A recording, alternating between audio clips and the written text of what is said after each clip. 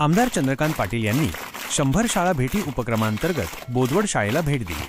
सोमवार जून 16 रोजी आमदार चंद्रकांत पाटील यांनी मुक्ताईनगर तालुक्यातील बोदवड जिल्हा परिषद शाळेला भेट दिली। महाराष्ट्र शासनाच्या समग्र शिक्षा अभियान अंतर्गत सुरू असलेल्या 100 शाळा भेटी 100 स्कूल्स इनिशिएटिव्ह या उपक्रमाचा हा एक भाग होता।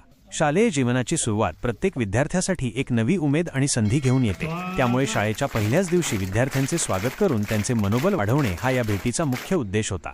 उपस्थित मान्यवर यावेळी अनेक मान्यवर आणि स्थानिक रहिवासी उपस्थित होते, ज्यात यांचा समावेश होता गट शिक्षणाधिकारी मोरे सर, केंद्र प्रमुख ठोसर सर, मुख्याध्यापक झनके सर, केंद्र प्रमुख तायडे सर, शिवसेना उपजिल्हा प्रमुख छोटूभाऊ भोई, युवासेना जिल्हा प्रमुख पंकज राणे, तालुका प्रमुख नवनीत पाटील, सरपंच इंदुबाई कोंगले, शिवसेना वैद्यकीय तालुका प्रमुख विष्णू इंगळे तसेच इतर अनेक ग्रामस्थ, पालक आणि विद्यार्थी।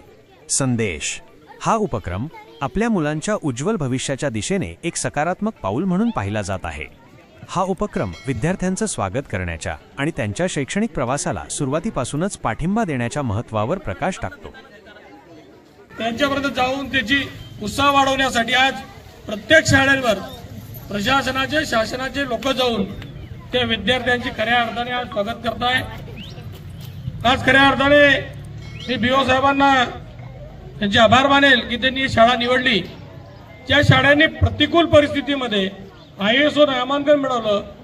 बाला उपक्रम जो खऱ्या अर्थाने सुरू झाला तो अशाच शाळेमधून सुरू झाला, जिथे आज आपण शासनाकडून 2.5 लाख रुपये देतो, तिथे 100% लोकवर्गणीतून बालासारखा उपक्रम आपण केलेला आहे। शाळेला सलग 2-3 वर्ष पुरस्कार मिळाला किंवा विज्ञान प्रदर्शनामध्ये आपण पुढे आलो, जिल्ह्यावर पुढे आलो, राज्यावर तालुक्यावर पुढे आलो, आपण राज्यावर पण पुढे गेलो पाहिजे। आपल्या 60 दिवसाच्या वाचन कार्यक्रमाची खऱ्या अर्थाने शासनाने दखल घेतली। मला खऱ्या अर्थाने इथल्या सगळ्या शिक्षकांचे आणि मुख्याध्यापकांचे, आपल्या बीओ साहेबांचे, गट शिक्षण अधिकारी सगळ्यांचे आभार मानायचे आहे की एक चांगली शाळा खऱ्या हे विद्यार्थी बौद्धिकदृष्ट्या आणखी कसे सक्षम होतील, शारीरिक आणि नैतिक विकास त्यांचा कसा होईल, खऱ्या अर्थाने या पद्धती प्रयत्न करत असताना शिक्षकांच्या माध्यमातून खऱ्या अर्थाने गावातल्या सर्वसामान्यांचाही इथे मदत मिळते आहे।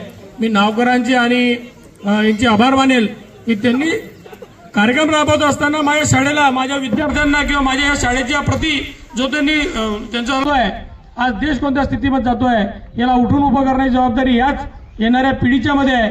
हे सगळं त्यांच्या मनामध्ये बिंबवण्याचं काम जे आहे ते खऱ्या अर्थाने माझ्या या शिक्षक बांधवांच्या वतीने होते आहे। मी या शिक्षकांच्या खऱ्या अर्थाने ऋणी राहील की एक चांगली पिढी उभं करत असताना एक तालुक्याला नव्हे तर जिल्ह्याला आपण दिशा देतोय, राज्याला दिशा देतोय। 60 दिवसामध्ये वाचनाचा उपक्रम हा खऱ्या अर्थाने मलाही त्यांचं कौतुक करण्यासारखं आहे की इतका चांगला उपक्रम त्यांनी राबवला आहे, त्यांचं स्वागत केलं पाहिजे। आणि या शाळेला जे जे लागेल, जे जे त्यांना वाटत असेल ते शासनाच्या वतीने करण्याची मी त्यांना इथून आज ग्वाही देतो।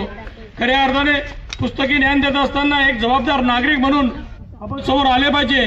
तेही बीओ साहेब हे त्यांच्या माध्यमातून चांगलं होतं। आपण आता नव्याने आलात तेवढं बोदवड शाळेकडे नव्हे तर मुक्ताईनगर तालुक्यातल्या सगळ्या वाड्या पाड्यावरच्या प्रत्येक शाळेमध्ये अशाच पद्धतीने शिक्षण दिलं गेलं पाहिजे आणि तिथले विद्यार्थी घडवण्याच्या दृष्टिकोनातून आपला प्रयत्न झाला पाहिजे। आपलं ज्ञानार्जनाचं काम अतिशय पुण्याचं काम आहे। सरकार खऱ्या अर्थाने आपल्या पाठीशी आहे। माननीय मुख्यमंत्री देवेंद्र फडणवीस साहेब असतील किंवा एकनाथ शिंदे साहेब, अजित पवार साहेब असतील, या सगळ्यांनीच राज्याचा विकास करण्याच्या दृष्टिकोनातून अनेक निर्णय घेतलेले। आता ही जर पुस्तिका पाहिली तर मला असं वाटतं की तुम्ही पण आम्ही काय काय करतो सरकारच्या माध्यमातून अतिशय चांगल्या पद्धतीने नियोजन करत असताना पोषणच्या प्रधानमंत्री पोषण निर्माण योजना या अशा अनेक योजना आहे की ज्याच्या माध्यमातून खऱ्या अर्थाने पिढी उभारण्याच्या दृष्टीने आपण प्रयत्न करतोय। पण विश्वास निर्माण जो तुमच्या गावाने केलेला आहे, माझा पाल्य हा प्राथमिक शाळेचं शिक्षण केलं आणि गुणवत्तापूर्वक शिक्षण केलं, याच्याबद्दल माझ्या मनात शंका नाही, म्हणून प्राथमिक शाळेच्या माध्यमातून सरकारच्या माध्यमातून त्याला CBSE पॅटर्नचं चांगलं अतिशय गुणवत्तापूर्वक शिक्षण देईल। माझंही लक्ष तिथे शाळा व्यवस्थापन कमिटीच्या माध्यमातून असेल आणि मी एक दिवस नाही तर महिन्यातून 1 दिवस तरी शाळेत जाईल आणि या विद्यार्थ्यांचा कशा पद्धतीमध्ये विकास होतोय हा निश्चितच बघेल। अशी जबाबदारी खऱ्या अर्थाने आपल्या गावकऱ्यांनी घेतलेली आहे। मला